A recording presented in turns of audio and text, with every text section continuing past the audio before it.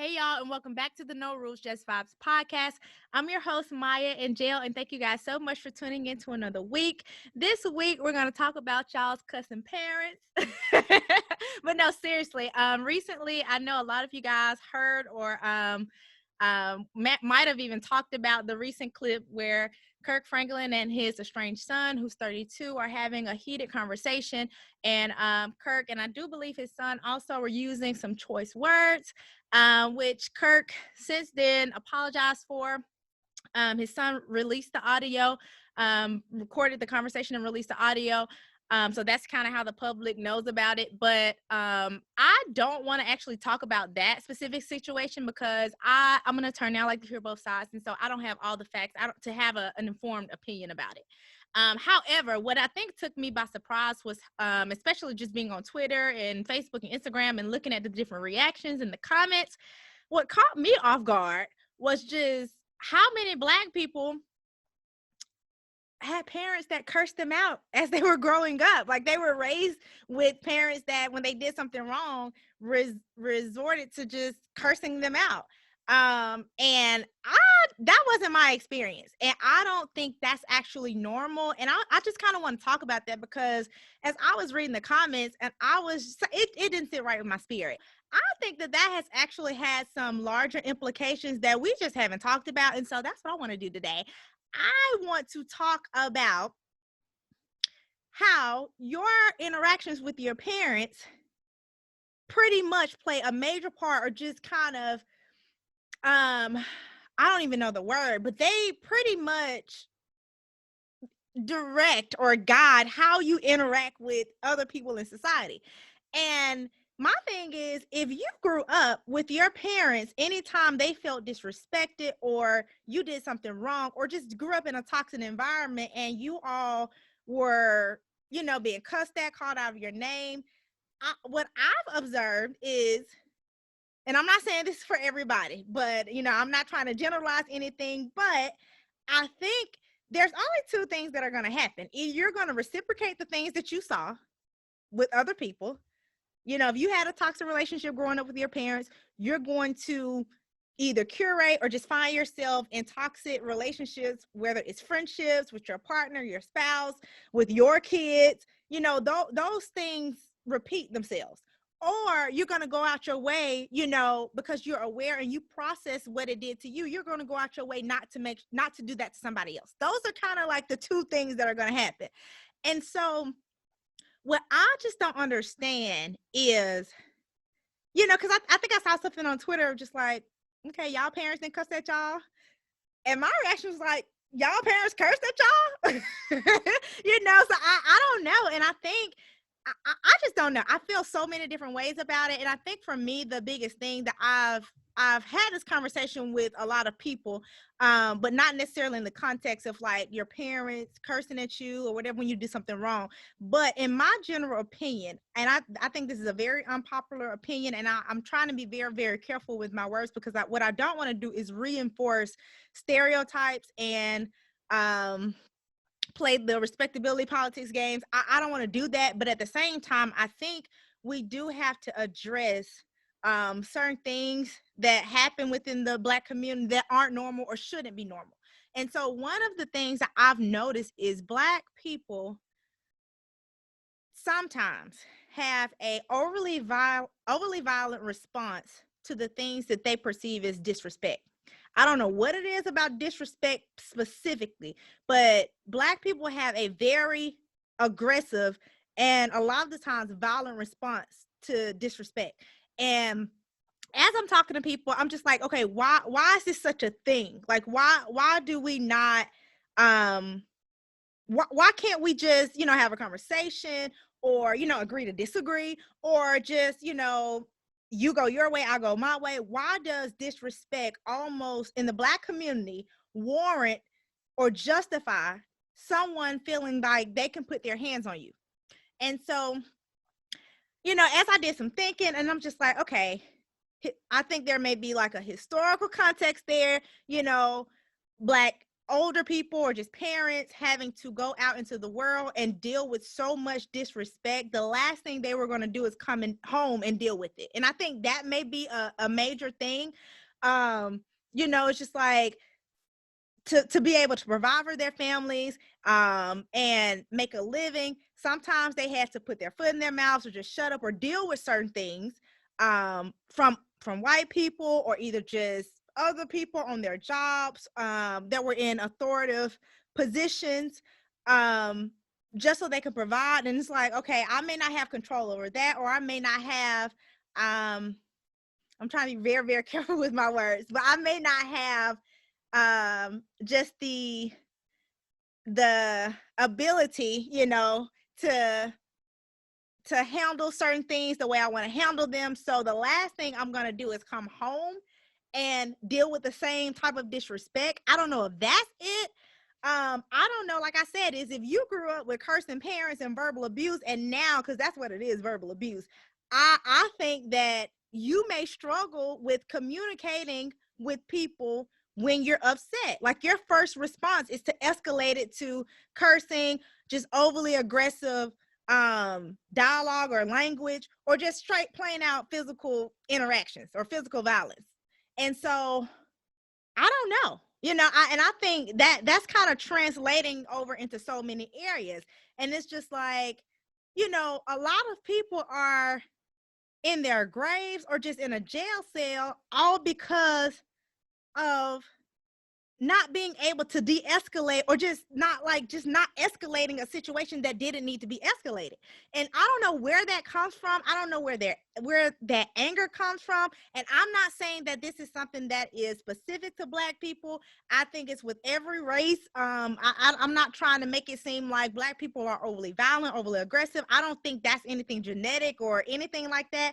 However, I do think that we have a overwhelming amount of aggressive or violent interactions when it's something that we disagree with, not more than anybody else, but I'm just talking about Black people specifically. And like I said, I'm trying to choose my words very carefully. However, I do think that we have to have these honest conversations, because we're dealing with a lot as a community. However, I think we still have to do a better job of mitigating some things within our community. So, like, there is a gun violence problem in the Black community, point blank period. It is. Statistics back it up. And I'm not a statistics girl. Like, I am a criminal justice major, but I think statistics leave out so many other factors. Like, when you're dealing with crime or gun violence or things like that, I don't think that's necessarily specific to any race. I think there is a class issue also at play, like economic factors that play a part into higher crime in certain areas. However, knowing that, I do think that people still have a responsibility. I think there's still a level of self-responsibility and accountability at play. And so what can we do as a community to mitigate, some of those things? My thing is, we got to have better de-escalation tactics, or just not automatically go into, B word this, W word this, or H word, just whatever, like or F you. It doesn't take all that. You can disagree with somebody without resorting to, threats, violence, or you said this, so now we got to fight, or, because my thing is, everybody's not gonna fight you. Some people are gonna pick up guns, and you got a lot of people in their graves and behind a cell, like I was saying earlier, because they could not control their anger. That can't be the response every time you're upset. It just can't be. Like, that's not normal. That's not normal. And so my thing is, when it comes to a parent and a child's relationship, I wasn't raised like that. My parents didn't curse me out. They didn't call me out my name. And I got disciplined. Like, I got disciplined, and I got whippings and things like that. I think you can still discipline your child without being violent. Like, I think you can do both. I'm not the type of person that says, don't beat my child. I'm not going to ever whip my child, but I'm also not the person that's going to whip my child for every little thing that they do that I don't like. I believe in progressive discipline. Everything doesn't warrant a whooping. just because I'm upset or I'm aggravated or I had to tell you something more than once. Everything does not require me to beat you in order for it to be disciplined. And I think that's a whole issue, and we may need to dig into that. And maybe, the whole whooping thing or beating thing is why sometimes our interactions are just unnecessarily aggressive and violent. I don't know. A lot of therapists have that take, and I'm not saying that they're wrong. That's their profession. But at the same time, I think we have to be real. Like, you should not be talking to your child like somebody off the street. I don't agree with that. I don't care. And I think, I've seen a lot of older adults or just parents have their take on it, just like, yeah, kids need to not be disrespectful. Or sometimes these kids get out of control, or that's the only thing that they respond to. Okay, that's a bigger question then. Why is that the only thing that your child responds to? Why is it that they can't respond to being asked nicely to do something? Why is it that you feel like they can only respond to you cursing them out and calling them all kinds of names on the street? Like, that's not normal, and we shouldn't normalize that. If both of y'all need to go to counseling and get therapy, let's be okay with doing that. But just because your child disrespects you, I don't think that necessarily warrants you cursing at them or calling them out their name. Why is that the response for you feeling like your child disrespected you? So why in your mind does that justify you being able to curse at them and call them out their name, or just become, like I said, I'm not telling nobody how to raise their child. I don't know. There are a lot of other things at play, or why you feel like you're justified in doing some of the things that you do. I don't know. But just in general, I think that we have to do a better job, or just be open to more solutions, and like I say, y'all, this is very new, very fresh. I'm kind of talking through this with y'all as I'm thinking about it. So I don't know. I don't have the answer to this. I think we all need therapy. I think the entire Black community needs therapy. I personally do. Because there's just too many factors at play, from, economically, racially, socially, financially, a lot of different pressures that a lot of Black people face, and just historically, a lot of things systemically, like things are just not in our control that we have to deal with and push through, that I think also plays a part in our interactions with other people. So I think the whole Black community needs therapy. However, I just want to know, like, why do we think that we have to talk to our kids like that? And like I said, this is not really even about the Kirk Franklin thing, because I don't know the whole story. But just after seeing so many people say, yeah, my parents cursed me out, I turned out fine. No, you didn't. Like, a lot of y'all don't know how to communicate with people, and that's why y'all think y'all can talk to people any kind of way. Because you were raised to, whenever you get upset, you start cursing and throwing stuff and ready to fight. And it's just like, okay, why can't we just have a disagreement? Why can't we talk about it? Why does that necessarily have to translate or just escalate? And y'all be escalating stuff that don't need to be escalated for no reason. And I don't like it. If you're that type of person, I actually won't hang around you. Like, I had friends that had cursing parents when we were little, and I would go up their houses and their parents would be cursing and stuff, when we would just be loud. And yeah, they had told us to quiet down a few times, and we were kids being loud. And then it's like, you come in there cursing and things like that. Like, I'm not ever coming to your house, ever. Like, no, that's not how you treat kids. It's not how you treat kids, and that's not how you treat people that you love. Like, I don't get that either. Because even if we're adults and we're family members, you shouldn't be treating nobody like that anyway. But especially if we're family, and we shouldn't even be talking to each other like that, whether we're upset or not. Why not just, okay, we both walk away, cool off. When things settle down, then let's come and have a conversation. Now that we've calmed down and things like that. What's wrong with that? Why do we have to do this whole, cursing out thing? Because like I said, I don't think it's just as simple as my child disrespected me, and that's what happened when children just, these children can be disrespectful and I curse them out. Like, no, I don't think it necessarily stops there. I think now, as an adult, your child now has a problem with communication, and they're quick to escalate things. They're quick to make situations unnecessarily aggressive and violent, and just don't know how to act sometimes. I mean, just point blank, period. I don't think it's just I think some of y'all kind of messed up behind that. I know that's a hard pill to swallow, but there has to be some other solutions. There has to be some better ways to communicate. There has to be other ways you can discipline your child and have them respect you, without feeling like you have to threaten them with violence or curse them out, call them out their name, and things like that. Like that's not normal.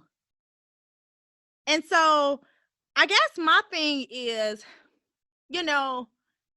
where does some of this anger come from? Because now, like, as adults, especially like with this whole disrespect thing, what is it that triggers you so much that makes you just want to, lash out? Because now you have to be very, very careful, especially in today's world. You beep the horn behind somebody because they're on their phone rightfully and the light is green, and you beep their horn to get their attention. You have to be careful. Some people get out the car, try to fight you, shoot you, or either it becomes this whole road rage thing. Like, you have to be careful. And even with women, you go to the gas station, we see stories like this all the time, and you ignore a guy that's catcalling you, or you turn them down. And it's just like they take it as disrespect, and then they feel like, they can assault you, follow you, or just do these things, just be overly violent and aggressive. And it's like, okay, why is it like that? Where is that coming from? Where is all this anger coming from? And I think that's interactions. It bleeds over to interactions in school when you're dealing with teachers. It bleeds over in interactions with, I know y'all don't want me to say this, but when you're dealing with police. And I think I have to be very, very careful because I'm not team police. However, I do think they are trained to de-escalate, so I hold them to a much higher standard. But I do think we can do our job in mitigating some of those interactions. That's just how I feel about it. Some of those interactions don't need to be escalated. I'm not saying that you have to act a certain way when you're interacting with the police. However, I think that sometimes you can do your job in not escalating something that doesn't need to be escalated. That's all I'm saying. Like, there's no reason, if nobody cussed at you, there's no reason to start cussing and it's just no reason to do that. And so I think it's just, I don't know. I don't even have the answer, because I think it's so many things at play. That's one of the reasons why I don't really listen to a lot of rap music now. I like it sometimes, but I don't listen to a lot of rap music now, because now I think we're at a point where we can't just keep saying that it's entertainment. I used to say that all the time, like, oh, it's just entertainment, like it's nothing more, nothing less. But like, no, it's been years of just the underlying theme of rap music from men is hyper violent, overly violent, whatever, and then from women is hypersexual. And I just don't think that's, when you're listening to that over and over, day in and day out, I don't think it's just it's entertainment thing. I think whether it's subconsciously or consciously, there's some conditioning that's taking place, and it kind of, some of those things become, I don't want to say normalized, but they just don't become as sensitive to you. You kind of become desensitized to it. And I think we're kind of seeing that play out some. But for me, I don't really listen to a lot of rap music now, just because I think if you're around toxicity, you're listening to it, you're looking at it all day, that's what's going to be in your heart. That's just my belief. So, I mean, sometimes when I'm working out and I need something upbeat and things like that, I will listen to some things, but I try not to listen to it or just overly consume it every day. So I don't know.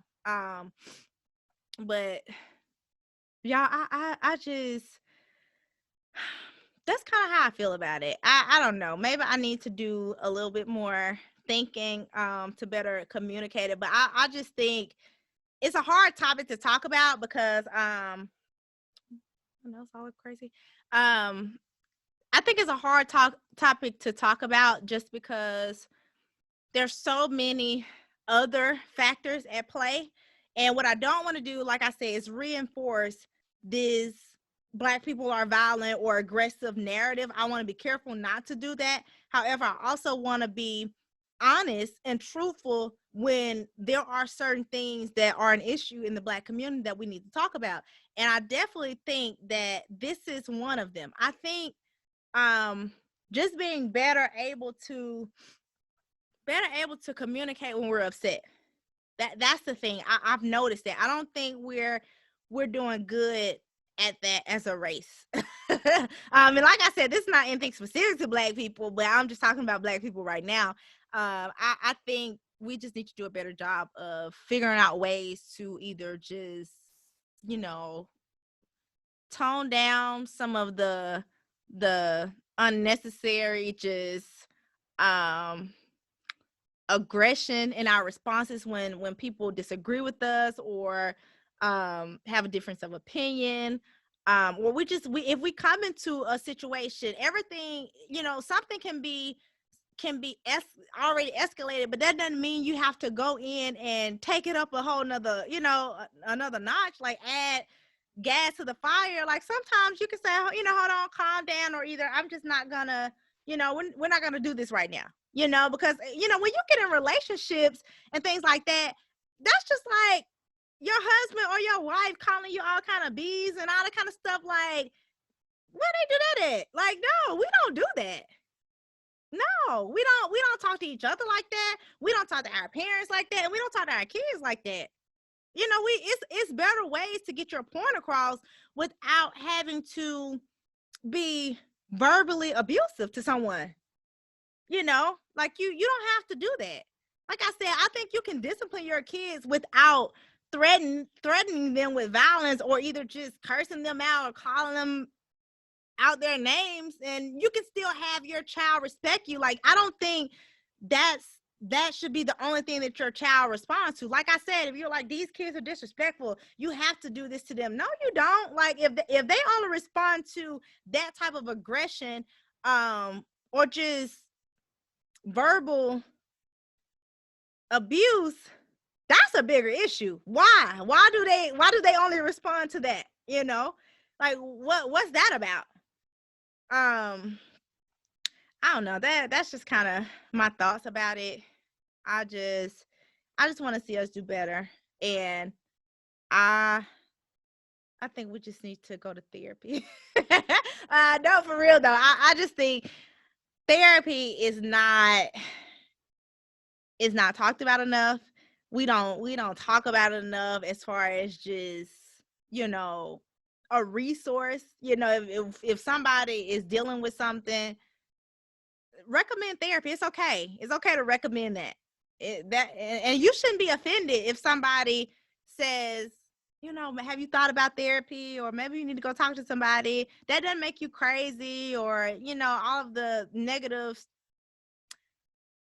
stigmas that y'all have attached to people that suffer with mental issues or mental illness. I don't. Sometimes you need to just go talk to somebody. I'll just leave it at that. So that's what I wanted to talk about today, y'all. Thank y'all so much for tuning in, and let me know. Follow me on Instagram, YouTube, Facebook, and let me know in the comments what y'all think about it. If you were, and I'm sick, y'all. I know my nose kind of running, and I'm like wiping it. That's nasty, but it's just me. I'll wash my hands. But like, yeah, if y'all have dealt with this, or you have an opinion on it, or you feel like, these kids just get out of line, and if you don't get it nipping in the bud quick, it's gonna get out of control, and y'all have a different experience or just different opinion on it, let me know. I want to hear it. But as of right now, my opinion is no to the cursing out your children. I don't agree with that, and I think it has more extensive implications throughout their relationships in society as they grow up into adulthood. That's just my take on it. I think they tend to escalate things for no reason, and resort to physical violence and verbal abuse, kind of repeating that same behavior just because they don't know how to communicate when they're upset. So that's my take on it. But like I said, if y'all disagree, let me know in the comments. I will reply to y'all. I love talking to y'all. Thank y'all so much. We're growing, and that's all I got. So I will talk to y'all next week.